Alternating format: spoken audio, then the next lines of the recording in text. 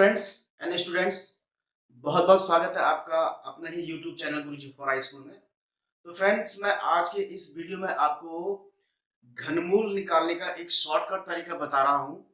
हो सकता है आपको पसंद आ जाए। मैं अपनी पूरी कोशिश कर रहा हूँ कि आपको ये पसंद आए, जो भी अभी इसका तरीका यहाँ पर है। पता नहीं आपको पसंद आएगा कि नहीं आएगा, तो एनीवे कोई नहीं। तो इसमें जैसे घनमूल निकालने की हम बात कर रहे हैं, तो घनमूल जनरली क्या होता है कि घनमूल लोग आसानी से नहीं निकाल पाते। तो वर्गमूल तो एक हद तक ये कह देंगे, थोड़ा प्रैक्टिस करेंगे तो समझ में आ जाएगा और निकाल सकते हैं। लेकिन थोड़ा घनमूल को निकालने में दिक्कत होती है। तो एक मैं आपको एक शॉर्टकट तरीका बता रहा हूँ, ताकि आप उस कभी भी किसी भी अंकगणित या किसी भी एप्टीट्यूड के टेस्ट में कहीं अटक जाए घनमूल निकालने में, तो ये मेथड आपकी मदद कर सकता है। तो चलिए पहले सीख लेते हैं, बोर्ड पर देख लेते हैं क्या क्या चीजें हैं हमको इस घनमूल निकालने की हमको चाहिए होती है, और उसके बाद घनमूल कैसे निकालना है वो फिर हम प्रोसेस को इसमें स्टार्ट करेंगे। तो चलिए बोर्ड पर। तो फ्रेंड्स देखिए, जैसे मैंने लिखा हुआ बोर्ड पर कि सरल तरीके से घनमूल कैसे निकालें, यानी कि शॉर्टकट तरीका हमारा है कि शॉर्टकट तरीके से आप घनमूल कैसे निकालेंगे। तो वो किसी भी संख्या का घनमूल निकालने के लिए आपको पहले कुछ बेसिक इंपॉर्टेंट बातें आपको नोट करनी होंगी, याद करनी होंगी। वेरी सिंपल है। उसमें क्या है कि आपको कोई भी संख्या आपको दी जाती है, जैसे आपके पास संख्या 1 2 3 4 5 6 7 8 9 और ये 10। यहाँ तक आपको क्या है, घन, इन संख्याओं के आपको घन पता होना चाहिए। घन का मीनिंग समझ रहे हैं कि 3 बार गुणा। एक का घनमूल कितना, एक का घन कितना होता है, 1 होता है। दो का 2 दूनी 4 दूनी 8, यानी कि 3 बार गुणा करना। 3 3 9 3 27, 4 चौको 16 चौको 64, 5 पंजे 25 पंजे 125, 36 छक्के 216, 67 49, 7 343, 8 8 64, 8 512, 9 9 81, 90 729 और 10 10 के 100 10 के 1000। तो आपको ये घन आपको याद रखने संख्याओं के, ये संख्याओं के घन आपको क्यों याद रखने हैं, क्योंकि यही चीज आपको घनमूल निकालने के लिए क्या करेगी, मदद करेगी। ठीक है। तो इसमें मैं आपको, वीडियो मेरा बहुत ज्यादा लंबा ना हो, तो उसके लिए मैं थोड़ा सा कैलकुलेटर का उपयोग करूंगा अपनी सुविधा के लिए। बाकी जो ट्रिक है वो ट्रिक तो आपको, जो शॉर्टकट ट्रिक मैं बता रहा हूँ, वो एक बार आप सीख जाओगे तो आप आसानी से, आपको फिर कैलकुलेटर की जरूरत नहीं पड़ेगी। यहाँ पर कैलकुलेटर की जरूरत तो खैर वैसे भी नहीं है, तो मैं अपने, मेरे वीडियो ज्यादा लंबा हो इसलिए मैं कैलकुलेटर को यूज कर रहा हूँ। तो ये चीज थोड़ा सा आप इसको नोट कीजिए। आपको ये पता होना चाहिए कि इन संख्याओं के घन क्या होते हैं। घन माने 3 बार गुणा करके क्या आता है। तो हम यूं भी कह सकते हैं कि एक का घन 1 है, 2 का घन 8 है, 3 का घन 27 है। तो हम यूं भी कह सकते हैं कि 343 का घनमूल 7 है, 216 का घनमूल 6 है, 125 का घनमूल 5 है। इस ढंग से आप बेसिक चीजें पता है। अब मैं यहाँ पर एक छोटी सी चीज में लेके चल रहा हूँ, जैसे अब मैं यहाँ तो आपको याद आ, इसके ऊपर की हम बात करते हैं। तो फॉर एग्जाम्पल मैं एक संख्या यहाँ पर ले रहा हूँ। अब हम यहाँ पर, मैं कहा एक संख्या ले रहा हूँ, तो अब यहाँ पर हम प्रोसेस को लागू कर रहे हैं कि प्रोसेस कैसे लागू करें। मान लीजिए हमारे पास एक संख्या है 1728। तो ध्यान से देखिएगा, हमारे पास एक संख्या है 1728। 1000 तक का तो आपको पता है कि 1000 का घनमूल आपका 10 होता है, तो पता है आपको। अब 1728 का मान लीजिए आपको घनमूल पता नहीं है, तो इसका शॉर्टकट तरीका क्या है, ध्यान से थोड़ा सुनिएगा आप। शॉर्टकट तरीका इसका ये है कि इसकी जो सबसे लास्ट डिजिट है, यानी कि जो सबसे लास्ट वाला नंबर है, उसको थोड़ा गौर से देखिए। यहाँ पे इसका सबसे लास्ट डिजिट क्या है, 8 है। तो पहले तो ये कोशिश कीजिए कि जो ये लास्ट डिजिट है, क्या ये किसी का घन है या क्या इसका घनमूल निकलता है। तो आपको पता है कि 8 किसका घन होता है, 2 का घन होता है, या 8 का घनमूल क्या होता है, 2 होता है। तो यहाँ पर सिंपल सी बात है, इसका घनमूल हम यहाँ पर क्या देंगे, 2 रख देंगे। अब क्योंकि हमारे पास ये क्या घनमूल है, यानी कि 3 संख्याओं का कहीं ना कहीं क्या है, हमारे पास संयोग है, या 3 संख्याओं की हम बात कर रहे हैं, त्रिघात की हम बात कर रहे हैं। तो 3 को दिमाग रखकर हमने क्या करना है कि लास्ट से, इस पूरी संख्या के अंत से हमने क्या करना है, 3 संख्याओं को क्लोज कर देना, बंद कर देना। यानी कि यहां से हम चले 8 2 7, यानी कि यहां तक हम इस पूरी संख्या क्या करते हैं, क्लोज कर देंगे। तो हमारे पास सिर्फ बचता है 1। ठीक है। अब इस 1 को ध्यान से देखिए, आपको ये देखना है कि जो भी संख्या यहाँ पर 1 है, तो आपने यहाँ पर ये देखना है कि क्या इस संख्या का घनमूल निकलता है। अगर निकलता है तो बिल्कुल यहाँ पर रख दीजिए, नहीं निकलता है तो ये संख्या किस संख्या के घन के आसपास है, closer to that cubic root. अब जैसे यहाँ पर 1 का घनमूल, ये एक जो संख्या है, इस एक संख्या, ये किसका घनमूल, किसका घन है, ये जो एक किसका घन है, ये एक का घन है, यानी कि इसका घनमूल एक है। तो यहाँ पर हम इसे एज इट इज उतार देंगे। तो यानी कि हमारे पास जो आया 1728 का घनमूल, यानी कि 1728 का अगर हम घनमूल निकालें, घनमूल निशानिया होता है, 1728 घनमूल निकालें तो यहाँ पर निकल जाएगा 12। ये इसका सही आंसर हो जाएगा। ठीक है, ये एक छोटा सा एग्जाम्पल अभी आपको दिया मैंने। अब मैं चलता हूँ एक और दूसरे एग्जाम्पल की तरफ। यहाँ पर मैं संख्याएं खुद ही चूज कर रहा हूँ, खुद ही कर रहा हूँ। अब ये आप ये मत सोचिए कि मुझे ये सारी चीजें याद है, मुझे सिर्फ याद यही तक है, इसके आगे मुझे कुछ भी याद नहीं है। तो चलिए एक दूसरे नंबर की तरफ चलते हैं। यहाँ पर मैं एक संख्या, मेरे यहाँ पर एक कैलकुलेटर है, मैं यहाँ पर एक संख्या चूज कर रहा हूँ अभी।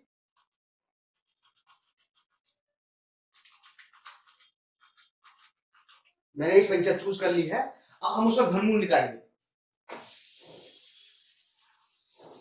हमने यहाँ पर एक संख्या चूज की, मैंने, मुझे इस संख्या का मुझे घनमूल निकालना है। हालांकि मैंने अभी कैलकुलेटर में इसको निकाल तो दिया वैसे, लेकिन मैं तरीका बता रहा हूँ कैसे आप निकालोगे, क्योंकि एक बार आप ट्रिक जान गए तो आपको बड़े इजी होगा। अब ये एक संख्या है, इसका हमें घनमूल निकालना। तो जैसे मैंने आपको पहले बताया था कि आपने जो लास्ट वाला जो डिजिट है उसको देखना पहले। जो 5 यहाँ पर आपने 5 को देखे, क्या 5 किसी का घन है, क्या 5 का घनमूल निकलता है, नहीं निकलता है। तो इसका घनमूल नहीं निकलता तो इसको एज इट इज आप उतार दीजिए 5। अगर निकलता तो उसको घनमूल रख दीजिए, नहीं निकलता तो उसको एज इट इज रख दीजिए, यानी कि 5 में रख दिया। अब मैंने इस बात बोला था कि घनमूल को याद करते हैं कि 3 संख्या को क्लोज करना है। तो यहाँ से दाएं तरफ से, तो 1 2 3, यानी कि हम इन 3 संख्या क्लोज करने तो हमारे से बचेगा 3, ये संख्या 3। अब चूंकि 3 जो संख्या है, ये जो 3 संख्या मैं लिख रहा हूँ, ये इस 3 का घनमूल नहीं निकलता है। ध्यान दीजिए, 3 का घनमूल नहीं निकलता है, 3 किसी का घन नहीं है। तो अब हमको ये देखना है कि जो ये 3 है, ये 3 किस संख्या के घन के क्लोजर है, नजदीक है। अब ध्यान, ये यहाँ पर आपका मदद आएगा। देखो अब ये यहाँ मदद करेगा। 3 जो संख्या है, देखो एक एक ये है 8, ये इनका कहीं 20 पड़ता है। ये जो 3 संख्या है 1 और 8 कहीं 20 पड़ती है ना। तो लेकिन क्योंकि 3 जो 8 के क्लोजर तो है नहीं, 3 किसके क्लोजर में, 1 के क्लोजर में, यानी कि इस 1 का घनमूल क्या है, 1 है। तो वो आप यहाँ पर 1 रख देंगे। तो ये आपका क्या हो गया, 15 आंसर आ गया। यानी कि इस संख्या यानी कि 3375 का जो घनमूल होगा वो 15 होगा। आप चाहो तो अपने कैलकुलेटर में निकाल के देख सकते हैं, क्योंकि मैंने पहले 15 गुणा 15 गुणा 15 करके ये संख्या मैंने नोट कर ली थी, क्योंकि हमको घनमूल निकालने के लिए जो है घनमूल वाली संख्या चाहिए होगी ना, तो मैंने पहले निकाल दी थी। तो आप भी इसका 3 3 7 5 का घनमूल निकाल के देखिए, 15 ही आएगा। चलिए एक और दूसरी संख्या की तरफ चलते हैं।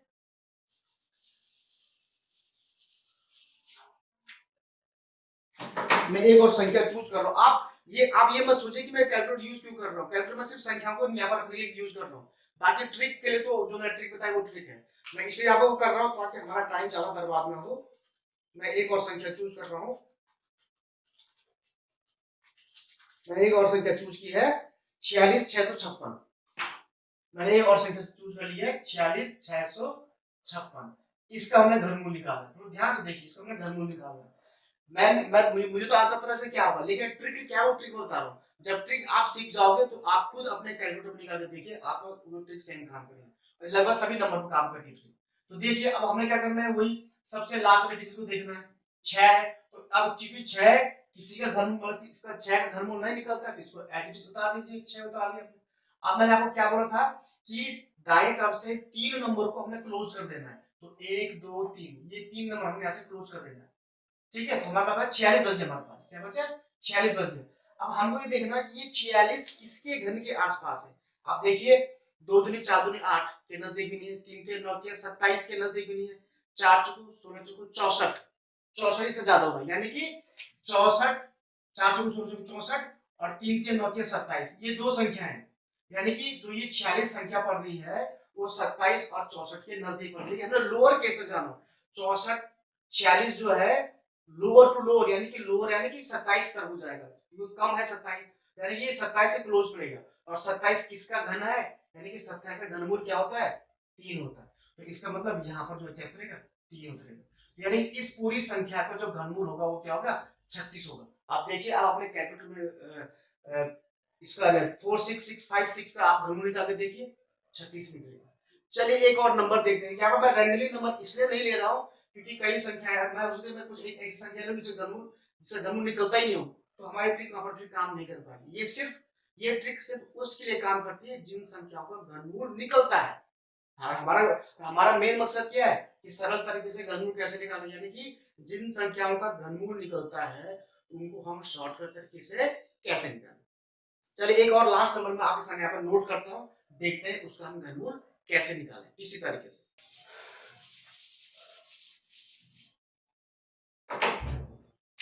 एक संख्या है, ये संख्या है इकाई दाई सैकड़ा हजार दस हजार लाख, 1,75,616 है। इसका हमने घनमूल निकालना है। इसका हमने क्या निकालना है भाई? घनमूल निकालना है। तो मैंने आपको बताया था कि हमने क्या करना है, सबसे लास्ट वाली डिजिट को देखना है, अगर घनमूल निकलता है तो निकाल कर रख दीजिए, नहीं निकलता है तो उसको एज इट इज उतार लीजिए। तो 6 को 6 में उतार लिया, करेक्ट। अब इसके बाद मैंने क्या किया कि घनमूल वाली बात, तीन संख्या को हम क्लोज कर देंगे, बंद कर देंगे दाएं तरफ से। तो 1 2 3, ये मैंने तीन संख्या मैंने बंद कर दी। तो क्या बचा? 175। अब देखिए ये 175 इन संख्याओं में किसके बीच पड़ता है? तो ध्यान से 175 क्या पड़ता है? 125 और 216 के बीच पड़ता है। 125 और 216 के बीच पड़ता है, लेकिन क्लोजर 125 175 लोअर केस में देखना हमने, लोअर केस में 125 के नजदीक इसको हम लोग मानेंगे, क्योंकि 216 तो बहुत दूर है। और 125 से घनमूल हमको पता कितना होता है? 5 होता है। तो यहाँ पर हम सीधे आके दे देंगे 5 दे देंगे, यानी कि इस संख्या का जो घनमूल होगा, यानी कि 1,75,616 का जो घनमूल होगा वो कितना होगा? 56 होगा। वेरी सिंपल, बहुत इजी है, बस आपको थोड़ी यहाँ पर ट्रिक याद रखनी कैसे करनी है। ठीक है, बहुत सिंपल है। आपके सेटिस्फेक्शन लिए मैं एक और एग्जांपल करके दिखा रहा हूँ। आप निश्चित रहिए, कोई टेंशन नहीं है, क्योंकि ये ट्रिक जो है लगभग सभी घन वाली संख्याओं पर क्या करता है, या घनमूल वाली संख्याओं पर क्या होती है, लागू होती है। तो चलिए आप ये एक और मैं यहाँ पर ट्रिक, एक और संख्या को यहाँ पर रखता हूँ, उसका घनमूल निकाल कर देखता हूँ, और उसके बाद आप उसको भी कैलकुलेटर में निकाल के देखिए। ये लास्ट में बता रहा हूँ, उसके बाद आप खुद प्रैक्टिस कर लीजिएगा।